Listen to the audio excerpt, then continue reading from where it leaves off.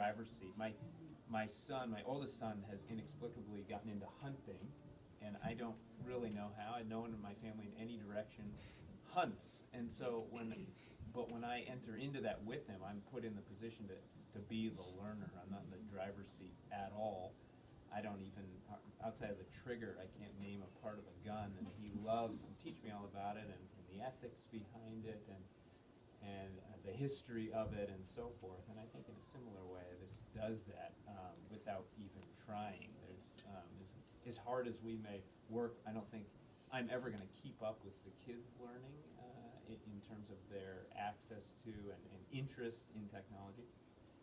So I think that's one sort of facet, is it allows us to come alongside them and learn with them, provided we can direct them in the right ways, and also if we can corral it well, in the sense of, and I think Meredith will speak more about that, I believe, the piece of digital citizenship. And then briefly, things have been said already, but I would reiterate, is that the medium itself draws them into the learning. I think is really important, especially with a topic like math. It makes them excited, and I would say the last thing is the last thing escaped me. It'll get picked up.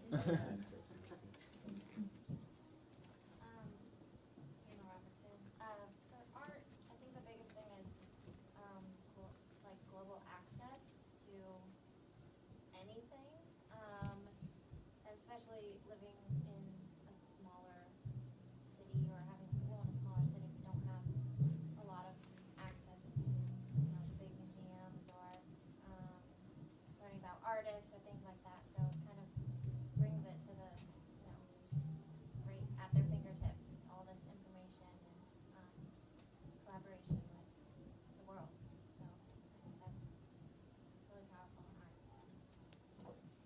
In my role as support services teacher and director, I feel very fortunate to have the opportunity to work with all of the students at all of the different grade levels and collaborate with all of the teachers. So I think it's very exciting that I can support the kids in their immersion in technology across all of the contents. So it's exciting. I really value the sort of student-driven or student-centered approach that this Tarrant kind of initiative has done for us here. My background in education was originally in outdoor education, so I led climbing and backpacking trips. In that world, there's this sort of really, one of the big values of outdoor education is that everybody sort of brings some expertise from somewhere to the trip to make it what it is and to make it the experience that it is. And I think technology has sort of changed the way that we run our classrooms fundamentally, so that it's kind of more like that outdoor education model where the kids can have these really sort of profound understandings about things that they're able to share and relate through these different mediums and these different tools that really sort of make it a more connected and a more meaningful experience for them. And so I think that's what I really like about it. I've been really trying to focus in my learning from the Tarrant Institute on how I can kind of make my classroom more sort of student-centered and kind of to provide them also with some more access to sort of share their expertise. So I think that's been really the thing that's motivated me about this relationship.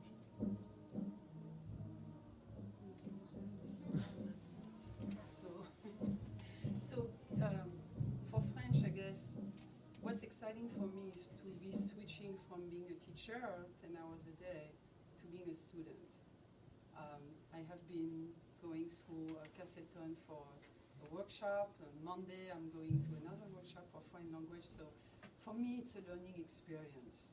I'm really looking forward to seeing how technology is going to help students mature in their language skills, and maybe through technology being able to master or or get to that level of listening and speaking and writing and all that encompasses learning a language. It takes a lot of direct instruction in the classroom to teach a language, so I am not certain yet when and how I am going to be using technology. I've been using smart boards quite a bit lately, but I am really looking forward to using the iPad when finally I feel confident about using the iPad. But it is something that I am excited in learning, so it's a longer process, I guess, for me, as I'm not 20 years old anymore, but it's something that I'm looking forward to. So we'll see how it all works. Thank you.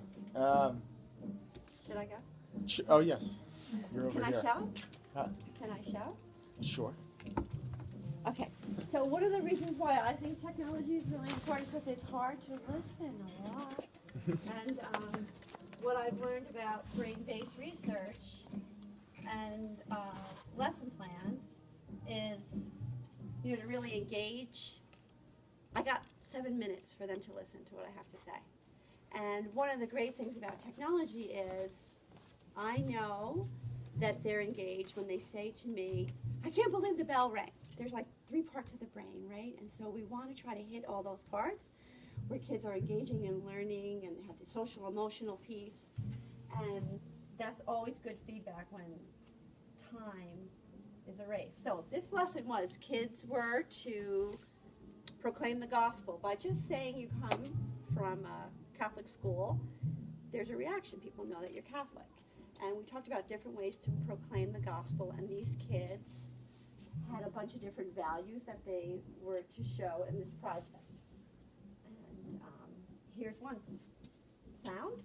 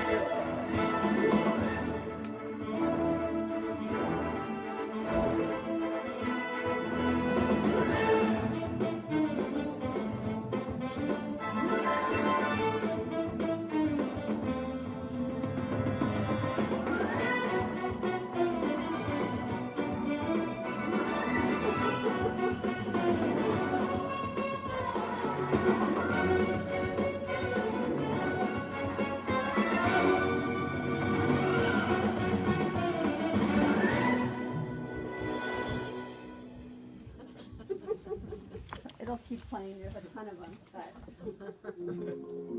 I enjoy working with them and doing all different kinds of projects. I'm also on the leadership team.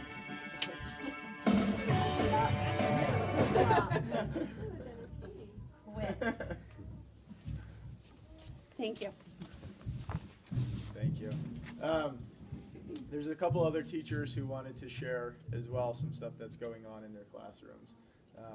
So I want to invite the other teachers who wanted to kind of share what was going on in their classrooms to be able to do that right now.